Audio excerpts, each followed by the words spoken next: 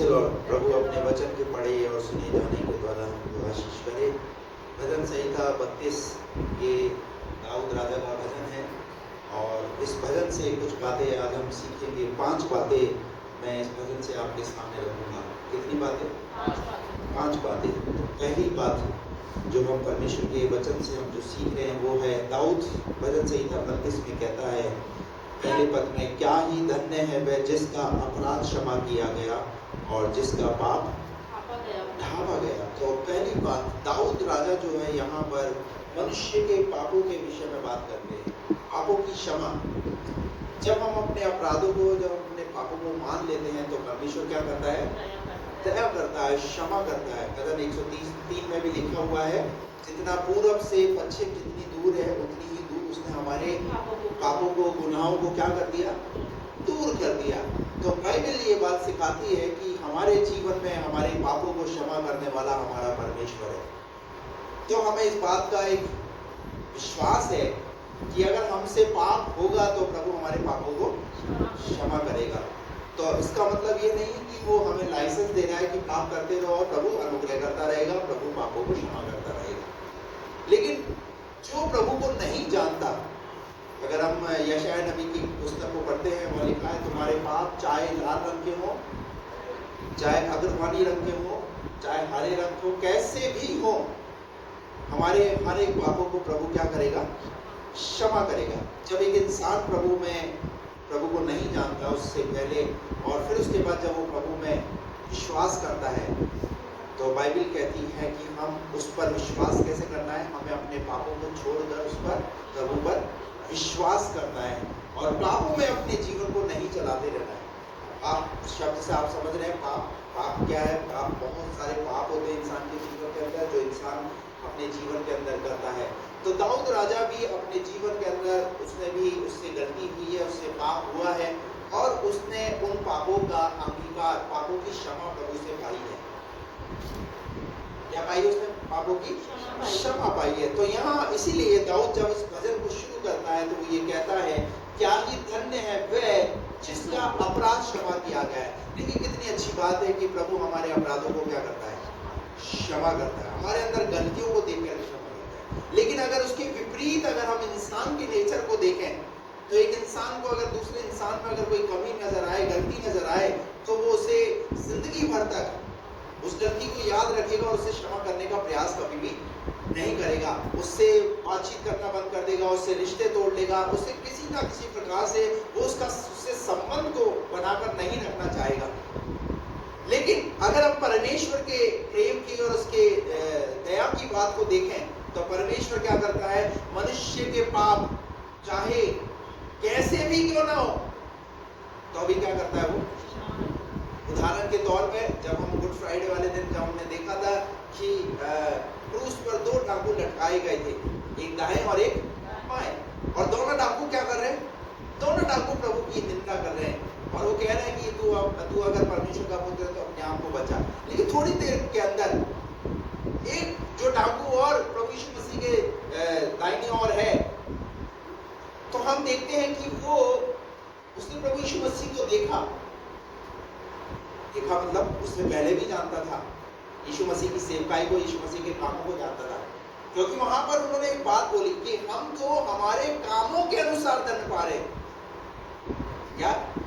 हम तो हमारे कामों के अनुसार दंड पा रहे, पर ये क्यों दंड पा रहा है? पर वहां पर उस डाकू ने क्या किया? अपने पापों का अंगीकार किया, स्वीकार किया। और उस समय में, उस घड़ी में भी जब उसने अपने पापों को जब स्वीकार किया तो वहां पर प्रभु यीशु मसीह ने उसके लिए एक बात बोली और वो बात ये थी कि आज ही तू मेरे साथ स्वर्ग लोक में होगा। Praise the Lord. तो परमेश्वर का वचन, आप चाहे कैसे भी हैं, कई बार क्या सोचते हैं कि मैं प्रभु के पास कब आऊंगा? जब मैं सुधर जाऊंगा या पूरी रीति से मेरे अंदर से वो आदत दूर हो जाएगी तब। लेकिन बाइबल कहती है जैसे भी हो वैसे उसके पास आ जाओ। वो तुम्हें उठाएगा, वो तुम्हें बनाएगा। जैसे कुम्हार के हाथ में मिट्टी होती है और वो कुम्हार उस मिट्टी को लेकर के उसको एक कुछ बर्तन बनाता है तो ऐसे ही हमको प्रभु के हाथों में अपने आप को सौंपने की जरूरत है। प्रभु हमें अपने तरीके से हमें ढालेगा, अपने तरीके से तैयार करेगा। कई लोग सोचते हैं कि मेरे जीवन में जब सब कुछ ठीक हो जाएगा तब मैं प्रभु के पास आऊंगा। अरे भैया, सब कुछ क्या ठीक हो जाएगा? आप आ तो सही, तो वो ठीक करेगा ना। बहुत सारे लोग क्या प्रभु के पास नहीं आ पाते? वो इसलिए नहीं आ पाते कि जब वो सब कुछ ठीक करेगा ना, जब उसके बड़े चमत्कारों को देखूंगा। अरे भैया, अभी आ तो सही, वो क्या कुछ करने के लिए, वो तुम्हारे लिए रास्तों को खोलता चला जाएगा। अभी लाल समुद्र के पास इजरायली लोग खड़े हुए हैं और वहां पर वो चिल्ला रहे हैं, कुड़कुड़ा रहे हैं, बुड़बुड़ा रहे हैं और बोल रहे हैं हम तो वहीं ठीक थे, मिस्र के अंदर ही ठीक थे। कुड़कुड़ाना और बुड़बुड़ाना वहां पर चालू हो गया। कहने लगे इस लाल समुद्र में तो अब हम मर ही जाएंगे। परंतु क्या हुआ? परमेश्वर का वचन बताता है उसी लाल समुद्र में परमेश्वर ने उनकी आंखों के सामने रास्ते को बना दिए। अरे बुड़बुड़ाओ मत, परमेश्वर तुम्हारे लिए रास्तों को बना देगा। अब तक तुम्हें संभाला है ना, परमेश्वर आगे भी तुम्हें संभालेगा। तो अपने जीवन के अंदर पापों को मत कीजिए। क्या ही धन्य है वो व्यक्ति जो जिसका अपराध क्षमा किया गया और जिसका पाप ढांपा गया। और जिसका पाप क्या किया गया? पुराने नियम के अंदर पापों को क्या किया जाता था? ढांपा जाता था। लेकिन नए नियम के अंदर क्या है? नए नियम के अंदर पापों को ढांपा नहीं जाता। नए नियम के अंदर हमें क्या करना है? हमें पापों को छोड़ करके पापों की क्षमा हमें। Praise the Lord. दूसरा वचन पढ़ दीजिए इसका। क्या ही धन्य है वह मनुष्य, क्या ही धन्य है वह मनुष्य जिसके अधर्म का यहोवा लेखा ना ले। Praise the Lord. क्या ही धन्य है वो व्यक्ति जिसके अधर्म का लेखा यहोवा ना ले। मैं आपको बताऊं कि आपसे जिस दिन अगर खुदा लेखा लेने लगे तो हम उसके सामने टिक नहीं सकेंगे। कोई व्यक्ति ठहर नहीं सकेगा उसके सामने। सब लोग जितने हम यहाँ पर हैं, अगर जिस दिन परमेश्वर लेखा लेना शुरू करे तो कोई व्यक्ति उसके सामने, क्योंकि मनुष्य कमियों का पुतला है। बहुत सारी उसके जीवन में कमियां और उसके जीवन में बहुत सारी गलतियां होती है। तो दाऊद यहाँ पर बोलते हैं कि क्या ही धन्य है वो मनुष्य, वो ब्लेसेड व्यक्ति है, वो आशीषित व्यक्ति है जिसके अधर्म का यहोवा लेखा ना ले। और इसके विपरीत मनुष्य क्या करता है? मनुष्य कैसा व्यवहार करता है? मनुष्य जब तक लेखा ना ले लेना, बदला ना ले ले, तब तक चैन से बैठने वाला। इधर मरोड़ा चलता है ना, और जब ये मरोड़ा शांत होता है तब तसल्ली पड़ती है। मरोड़ा क्यों है? मरोड़ा इसलिए जब तक ये निकल ना जाए, किसी को बोल ना दे, किसी को बता ना दे, तब तक गुडुम गुडुम गुडुम गुडुम गुडुम गुडुम होती रहती है। लेकिन क्या ही धन्य है आप परमेश्वर के प्रेम को और उसके स्वभाव को देखिए। जब वो अगर जिस दिन लेखा लेने लगे, कोई व्यक्ति उसके सामने ठहर नहीं सकता। तो इस आयत से, इस बात से आज हमें ये बात सीखना है कि हम लेखा लेने वाले ना बने।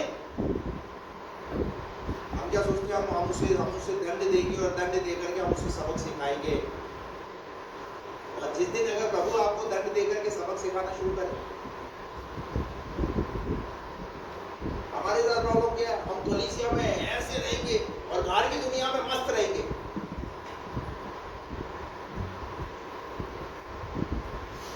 भैया, जिस कलीसिया में परमेश्वर ने आपको रखा है, उस कलीसिया के साथ आपको एक जुट होकर के खड़े रहने की जरूरत है। क्या ही धन्य है वो व्यक्ति जिसके अधर्म का लेखा यहोवा ना ले और जिसकी आत्मा में कपट ना हो। क्या नाम? अंदर क्या है?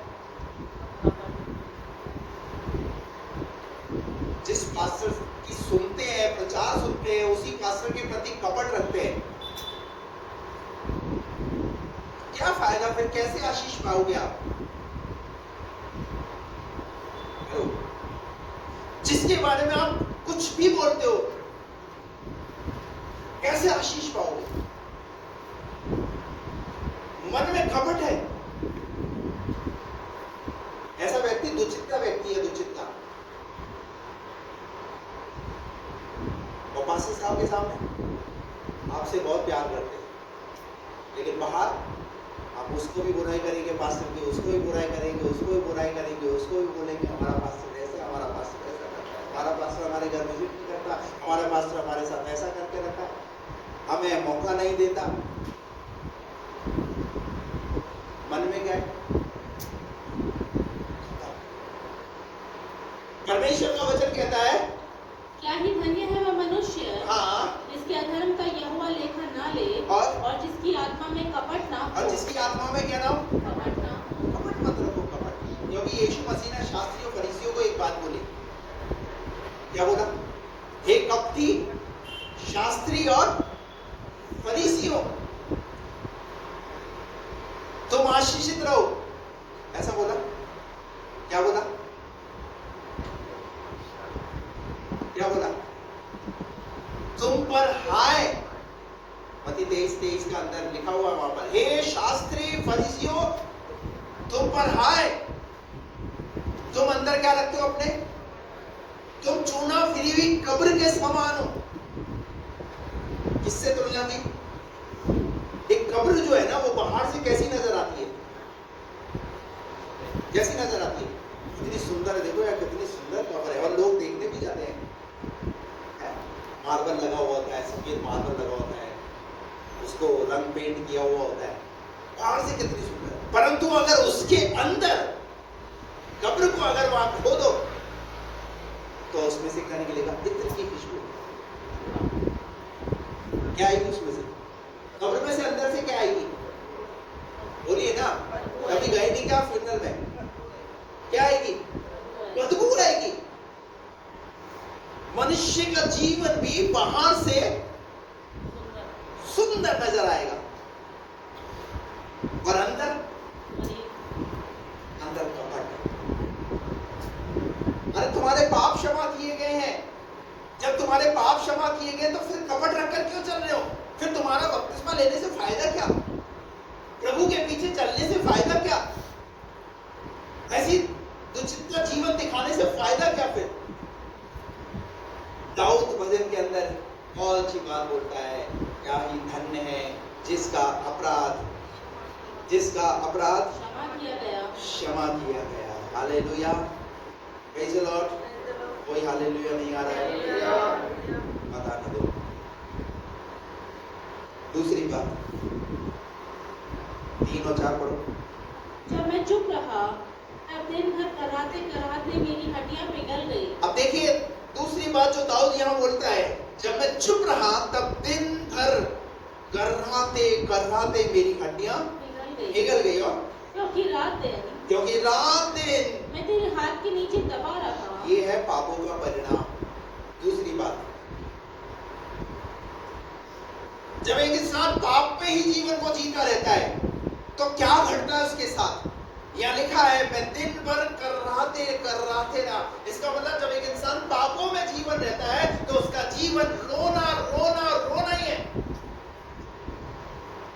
वो चीज से कभी बाहर नहीं निकल पाएगा। क्यों? क्योंकि वो पापों में जीवन को जी रहा है और उसकी जिंदगी में रोने के अलावा कुछ नहीं है।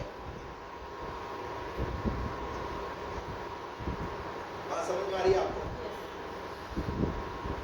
जब मैं चुप रहा जब दिन भर कराहते मेरी हड्डियां पिघल गई। क्या हो गई? हेलो, आज बहुतों की हड्डियां क्यों अंदर ही अंदर क्या हो रही है? क्यों पिघल रही है? क्योंकि क्या है? ये है पापों का परिणाम।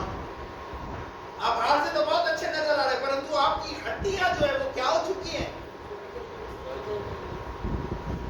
अगला पद पढ़ दो इसका। क्योंकि रात दिन मैं तेरे हाथ के नीचे दबा रहा। किसके हाथ के नीचे? किसके हाथ के नीचे? परमेश्वर के हाथ के नीचे मैं रात दिन दबा रहा। हालेलुया।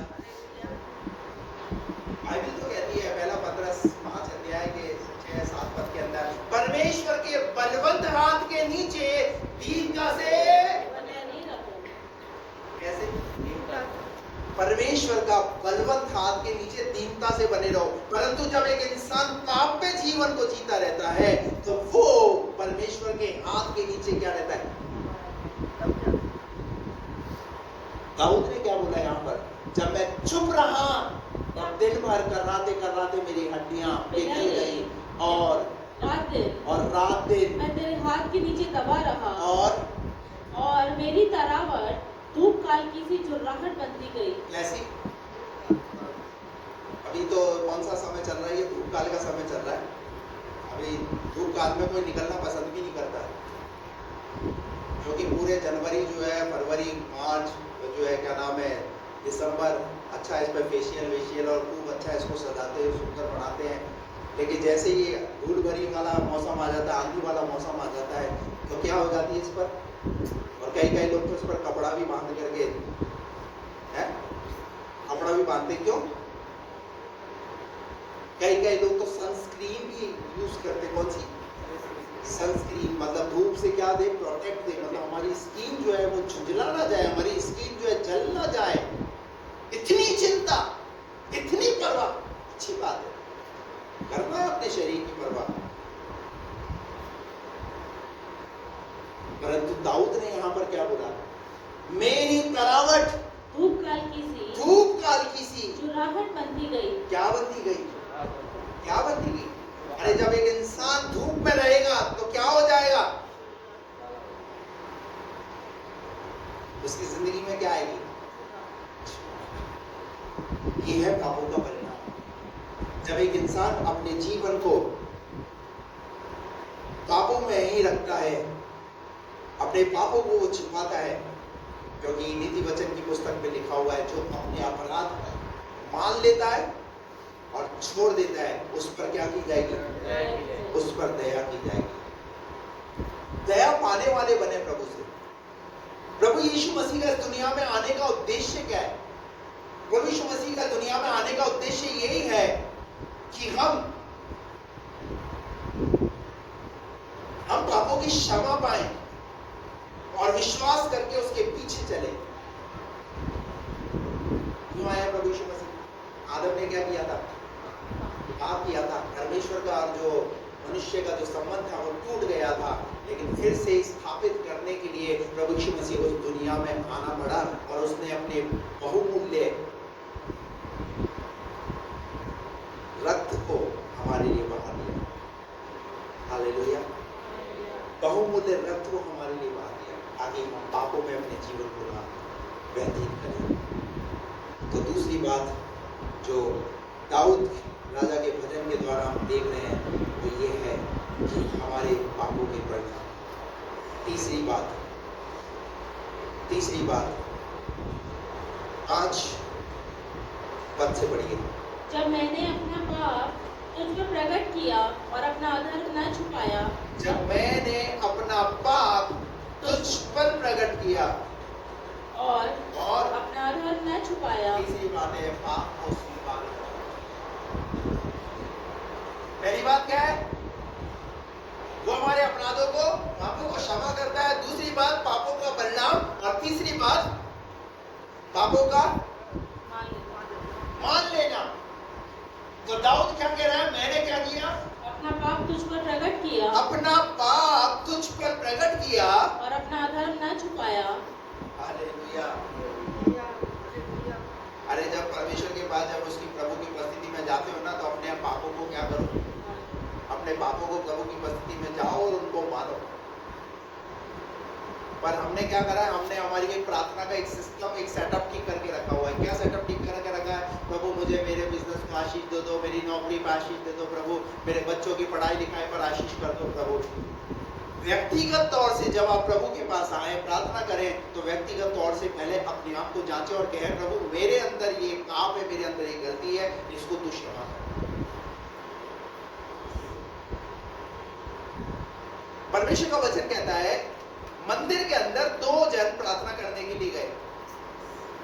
एक व्यक्ति जो फरीसी था, वो मंदिर में खड़े होकर प्रार्थना करने लगा। मैं जो है दिन में इतनी बार प्रार्थना करता हूं, मैं जो है भेंट देता हूं, मैं दशमांश देता हूं, और मैं ये करता हूं, मैं उपवास भी करता हूं, सब कुछ वो गिनाने लगा।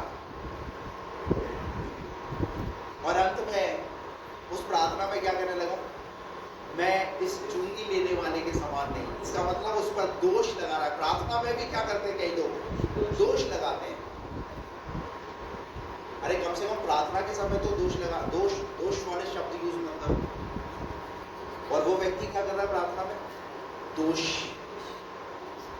लेकिन वही लिखा हुआ है, यीशु मसीह ने एक और व्यक्ति की प्रार्थना को वहां पर दिखाया, और वो था चुंगी लेने वाला। चुंगी लेने वाले ने अपने मुंह से कोई तारीफ के शब्द नहीं, एक शब्द उसने बोला बस, और वो शब्द था, हे परमेश्वर, मुझ पापी पर दया कर, मुझ पापी पर दया।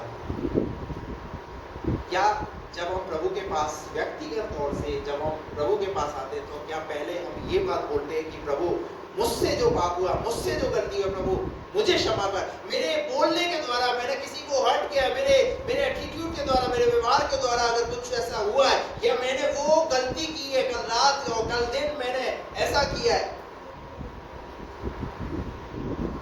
तो क्या हम उस बात को प्रभु के सामने बोलते हैं? हेलो, पापों का स्वीकार करना बहुत जरूरी है। दाऊद राजा भजन के अंदर यहाँ पर क्या बात सिखा रहे हैं कि हम अपने जीवन के अंदर अपने पापों को क्या करें, मान ले। कैसे पढ़ो 5 पर, जब मैंने अपना पाप तुझ पर प्रकट किया। हेलो, अब यहाँ बात सुनने की जरूरत है। आपको अपना पाप किसी के सामने प्रकट करने की जरूरत नहीं है। अपना पाप सिर्फ प्रभु के सामने आप प्रकट कीजिए, प्रभु के सामने कहिए, प्रभु मुझसे ऐसी गलती हुई है, मैंने ऐसा किया है। प्रभु, दाऊद किसको बोल रहा है, बोलिए ना, किसको बोल रहा है? वो परमेश्वर को बोल रहा है कि मैंने अपना पाप तुझ पर प्रकट किया और अपना अधर्म न छुपाया। मैंने ना छुपाया। अब आप एक बात बताइए, क्या प्रभु को नहीं पता दाऊद ने जो पाप किया? और दाऊद का पाप क्या था?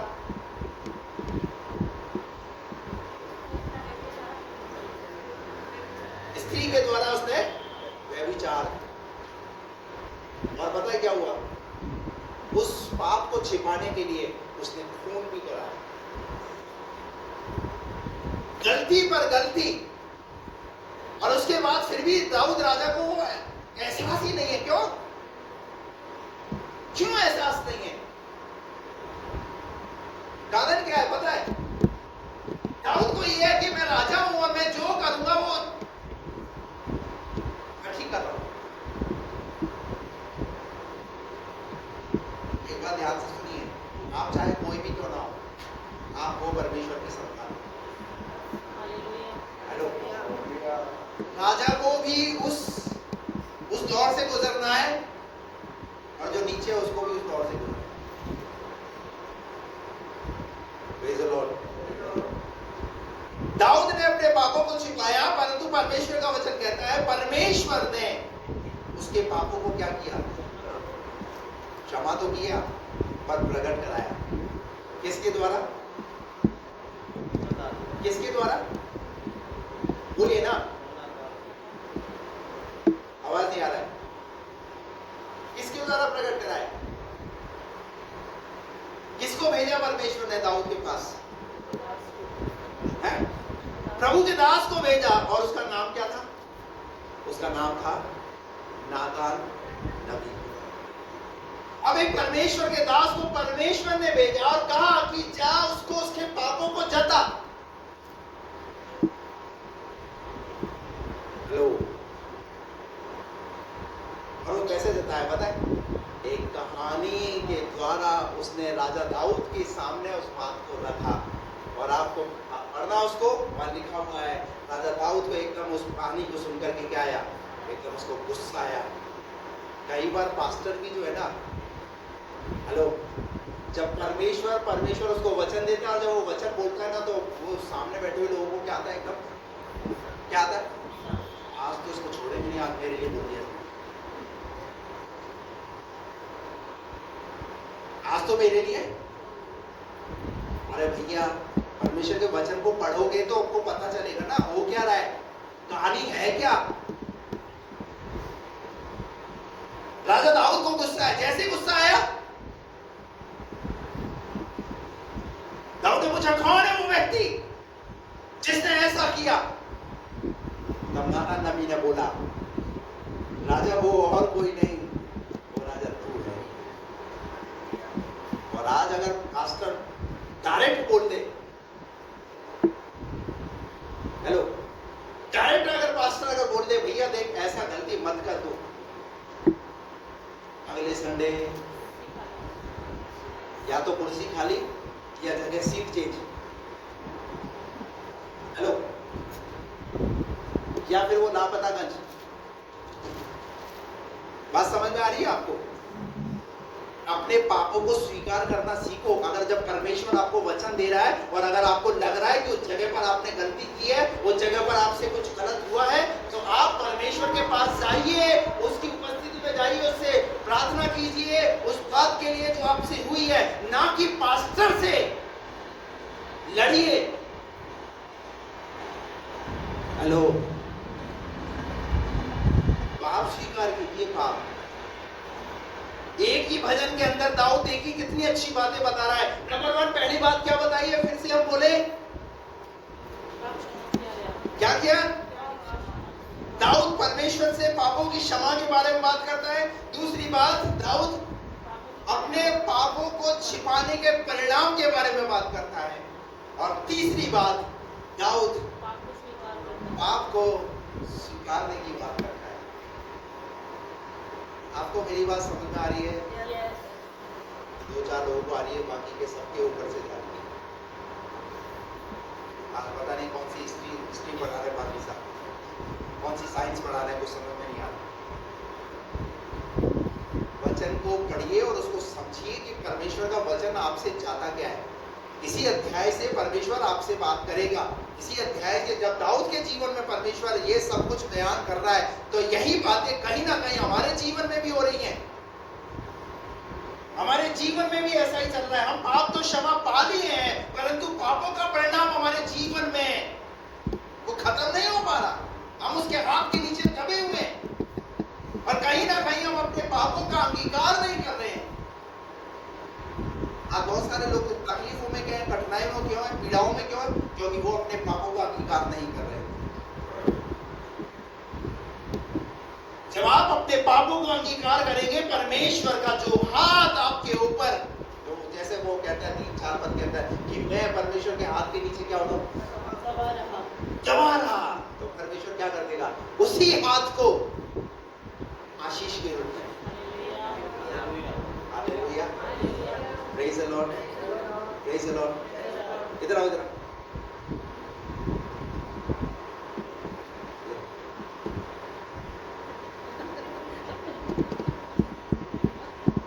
क्या करता है कई बार परमेश्वर अपने हाथ से, लेकिन यही हाथ परमेश्वर का, मान लीजिए मेरा हाथ तो परमेश्वर का हाथ नहीं, लेकिन उदाहरण के तौर पर आपको बता रहा हूं, लेकिन यही हाथ क्या करेगा?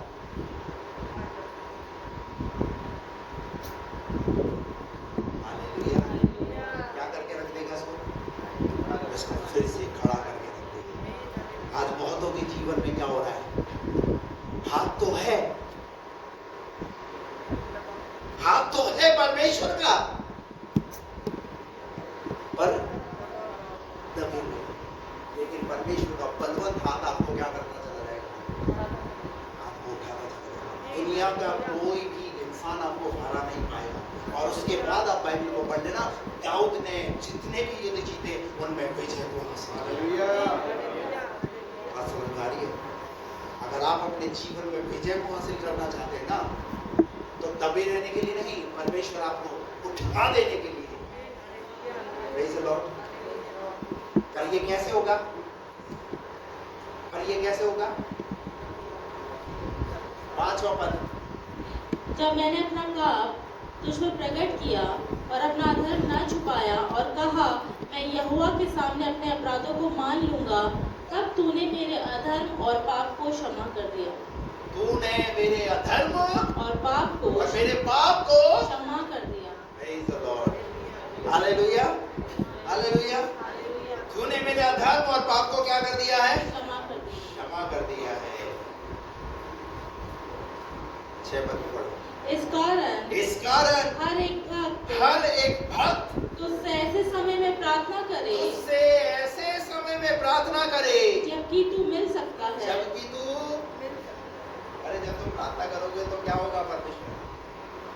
अरे जब तुम पापों का स्वीकार कर लोगे तो क्या होगा? बाइबल में बहुत सारे ऐसे उदाहरण हैं जब इंसान ने अपने पापों का अंगीकार किया, उन्हें स्वीकार किया, परमेश्वर ने उन्हें विजय दिलाई। Hallelujah, praise the Lord. इस कारण हर एक भक्त उससे ऐसे समय प्रार्थना करे जबकि तू मिल सकता है। निश्चय जब जल की बड़ी बाढ़ आए, क्या आएगी? जब जल की बाढ़ भी आएगी तो भी उस भक्त के पास न पहुंचेगी। क्या नहीं होगा? उस भक्त का कुछ भी नहीं होगा। क्यों नहीं होगा पता है? क्योंकि वो प्रभु के पास जाकर के क्या कर पाया? उसने अपने पापों का स्वीकार किया है, अपने पापों को माना है, और दुनिया की कोई ताकत उसे रिझा नहीं सकती। एक गांव में यीशु मसीह गए और उस गांव में शमौन नाम का कोढ़ी व्यक्ति, उसने प्रभु यीशु मसीह को अपने घर में उतारा और यीशु मसीह की वहां पर सेवा और यीशु मसीह के लिए खाने का प्रबंध करने के लिए। थोड़ी देर के अंदर उस घर के अंदर एक महिला आई और आकर के उसने प्रभु यीशु मसीह के ऊपर इत्र को डाल दिया। और जब वो इत्र को डाला तो कुछ लोग आपस में मन ही मन कुड़कुड़ाने लगे कि ये इत्र क्यों सत्यानाश कर दिया, और ये तो पापिन है। ये स्त्री कैसी है? ये तो पापिन है। पर यीशु मसीह ने क्या बोला? इसे क्या कर दो? इसे क्यों सताते हो? इसे छोड़ दो। पता है, वो पापिन स्त्री प्रभु यीशु मसीह के पास अपने पापों को स्वीकार करने के लिए प्रभु के पास आया। Hallelujah, hallelujah. मौके को छोड़ा नहीं उसने, मौके पे चौका मारा। एक बाहुबल्य अफसर उसके पास जैसे ही आया, उसने अफसर को पहचाना और तुरंत जाकर के वो काम किया जिस बात के लिए वो शायद पब्लिक में नहीं कर पाई, वो उस घर के अंदर उसने कर दिया। हेलो, कई बार उसने सोचा होगा कैसे जाऊं प्रभु के पास, और इतनी भीड़ तो रहती है, कैसे करूं मैं इस काम को? लेकिन आज उसके पास ये मौका आया है। आज वो इस मौके को हाथ से जाने देना नहीं चाहती है। चाहे दुनिया के लोग कुछ भी बोलते रहे, चाहे लोग कुछ भी उसके बारे में सोचे, वो उस काम से रुकने वाली नहीं है। और उसने उस काम को, और अंत में उसी घर के अंदर प्रभु यीशु मसीह ने एक बात उसके लिए डिक्लेयर की। क्या बोला? जब प्रचार किया जाएगा, इस स्त्री को याद किया जाएगा। हालेलुया। इस स्त्री को क्यों याद किया जाएगा? घर तो मेरा है, मैंने आपको घर में बुलाया है। मुझे याद किया जाना चाहिए कि आप मेरे घर के अंदर आए थे, आप मेरे घर के अंदर आए थे, परंतु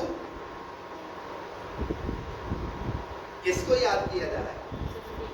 अरे भैया, जो इंसान प्रभु के सामने अपने अपराधों को मानेगा, अपने पापों को मानेगा और उसे छोड़ेगा, उसे ही तो याद किया जाएगा। प्रभु के राज्य में, ध्यान से सुनिए, प्रभु के राज्य में आपने पादरी को कितने काजू खिलाए, कितने बादाम खिलाए, कितनी बार खाना खिलाया, चिकन खिलाया, मटन खिलाया, बिरयानी खिलाई, वो याद नहीं किया जाएगा। पर जब उसने प्रचार किया और उस प्रचार को सुन करके कितना विश्वास किया, वो याद किया जाएगा। हेलो, बात समझ में आ रही है?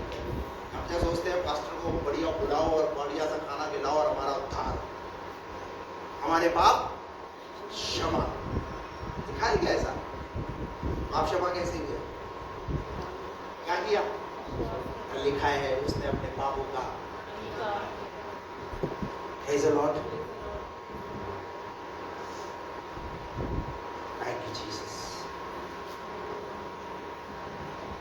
चौथी बात 7, 8, 9 तू मेरे छुपने का स्थान है, तू मेरे छिपने का स्थान है। तू संकट से मेरी रक्षा करेगा, तू संकट से मेरी क्या करेगा? रक्षा करेगा। तू मुझे चारों ओर से तू मुझे चारों ओर से छुटकारे के गीतों से घेर लेगा, और मैं तुझे बुद्धि दूंगा मैं तुझे बुद्धि दूंगा। और जिस मार्ग में तुझे चलना होगा।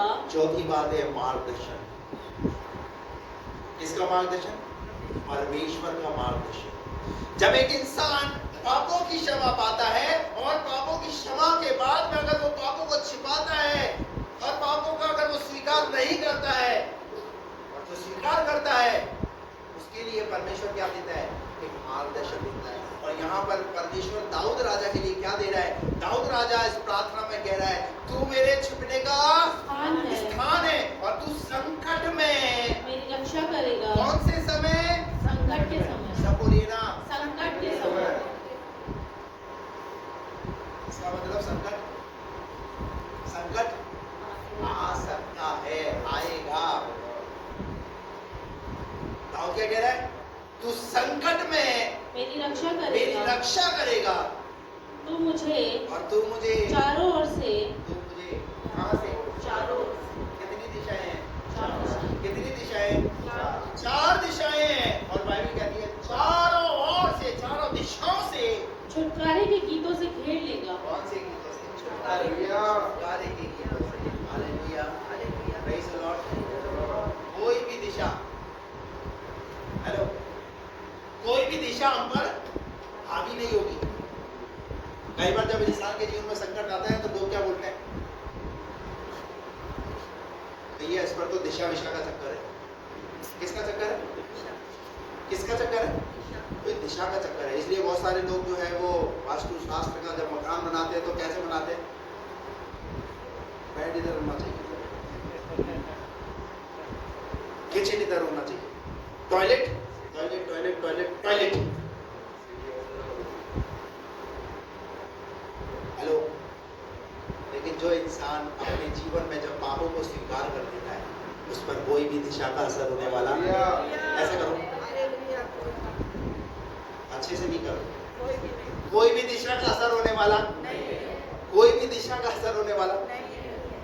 Hallelujah, praise the Lord. वो तुझे चारों ओर से छुटकारे के गीतों से घेर लेगा। Praise the Lord, hallelujah. Bible कहती है याकूब पर कोई भी तंत्र मंत्र चलने वाला, परंतु उसके बाद अभी भी कोई बोलता है यार तुम्हारे जीवन में इतना संकट है यार, अरे कोई तो दिशा पड़ी हुई है पीछे। हेलो, ये शनि हावी हो रहा तुम्हारे ऊपर और कुछ नहीं तो मंगल बैठा हुआ है।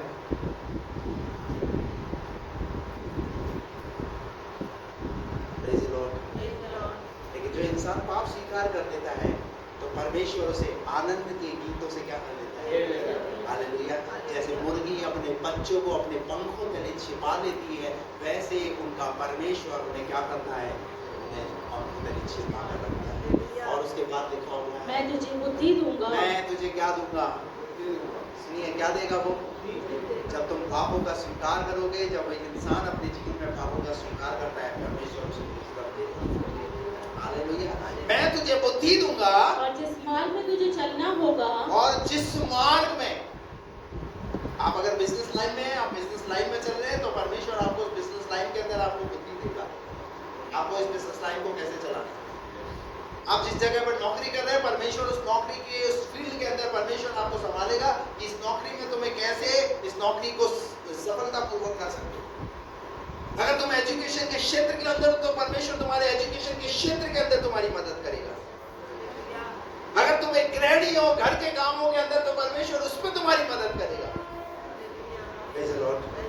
मैं तुझे बुद्धि दूंगा और जिस मार्ग में तुझे चलना होगा, जिस मार्ग में तुझे चलना होगा, उसमें तेरी अगुवाई करूंगा। उसमें क्या करूंगा? मैं तेरी अगुवाई करूंगा। मैं तुझ पर कृपा दृष्टि रखूंगा। मैं तुझ पर मैं तुझ पर, जब एक इंसान पापों का अंगीकार करता है, परमेश्वर उस पर क्या बनाकर रखता है?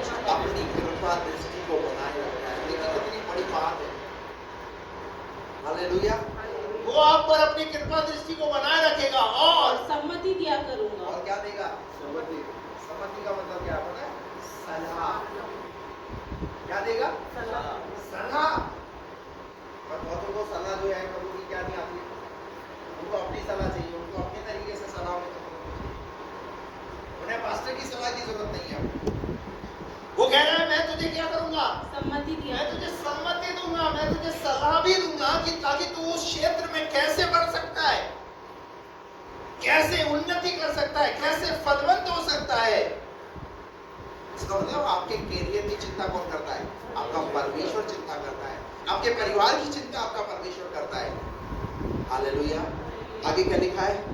तुम घोड़े और खच्चर के समान न बनो। अरे भाई रे, किसके समान? घोड़े और खच्चर के समान। ये कौन है?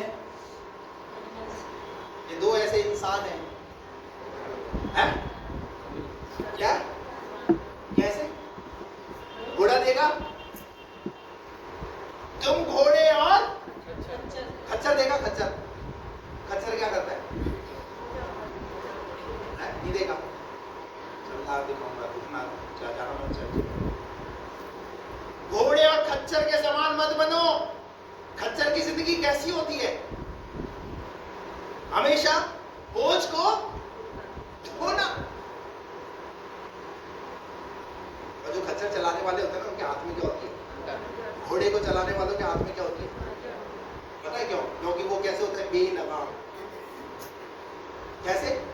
बेलगाम। प्रभु कहता है घोड़े और खच्चर के समान मत बनो। प्रभु ने हमें बेलगाम नहीं बनाया, प्रभु ने हमें बुद्धि दी है, बुद्धि। और अगर तुम्हारी बुद्धि काम नहीं कर रही ना, तो पास्टर के पास आओ, उससे प्रार्थना करो, उससे पूछो, वो बताएगा। पवित्र आत्मा, होली स्पिरिट तुम्हें गाइड करेगा। घोड़े खच्चर के समान मत बनो, जो समझ नहीं रखते, जो बीए और बीएड करे हुए हैं। एमए किया हुआ है घोड़े ने, एमकॉम किया है खच्चर ने।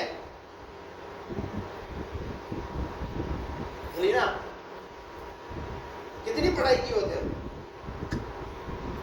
इसीलिए तो उदाहरण लिया उनका कि उनके समान घोड़े और खच्चर के समान ना बनो। क्या लिखा है? क्योंकि वो जो समझ नहीं रखते, वो समझ नहीं रखते। उनकी उमंग लगाम और राग से रोकनी पड़ती है, और नहीं तो वे तेरे वश में नहीं आने के। वो वश में नहीं आते। लेकिन प्रभु का धन्यवाद करो कि प्रभु हमारी लगाम किसके हाथ में? हमारी लगाम किसके हाथ में? हमारी लगाम प्रभु के हाथ में। हालेलुया। जब हम गलत होते हैं तो हमें तार ना देकर हमें ठीक कर देता है। Praise the Lord. हालेलुया। हम घोड़े और खच्चर के समान नहीं। चौथी बात, वो क्या करता है? वो हमें अपने मार्गदर्शन में लेकर के चलता है। आखिरी और अंतिम बात 10 और 11 तक पढ़नी चाहिए। दुष्ट को तो बहुत पीड़ा होगी। दुष्ट को, किसको? दुष्ट को तो बहुत पीड़ा होगी, परंतु जो यहोवा पर भरोसा रखता परंतु है, जो यहोवा पर भरोसा रखता है वह करुणा से घिरा रहेगा। ऐसे करिए। पांचवी बात है, परमेश्वर अपनी सांत्वना एक धार्मिक व्यक्ति को देगा। एक धर्मी व्यक्ति को परमेश्वर अपनी सांत्वना देगा। दुष्ट के लिए वो सांत्वना नहीं है, क्योंकि दुष्ट के लिए क्या लिखा है? पीड़ा होगी। दुष्ट को क्या होगी? पीड़ा। दुष्ट को पीड़ा होगी। दुष्ट कौन है? जो परमेश्वर के वचन पे नहीं चलता, जो उसके नियम को नहीं मानता, वो कौन है? कई बार वो बच्चा जब कहना नहीं मानता तो क्या बोलते हैं? अबे दुष्ट है, समझ में नहीं आ रहा, कहना नहीं मानता। परमेश्वर का वचन कहता है दुष्ट को तो बहुत पीड़ा होगी, परंतु जो यहोवा पर भरोसा रखता है, परंतु जो यहोवा पर भरोसा रखता है, वह करुणा से घिरा रहेगा। काहे से घिरा रहेगा? मैं काहे से घिरा रहेगा? करुणा से घिरा रहेगा। किसकी करुणा? ये धर्मियों यहोवा के कारण आनंदित और मग्न हो, और हे सब सीधे मन वालों, आनंद से जय जयकार करो। आनंद से क्या करो?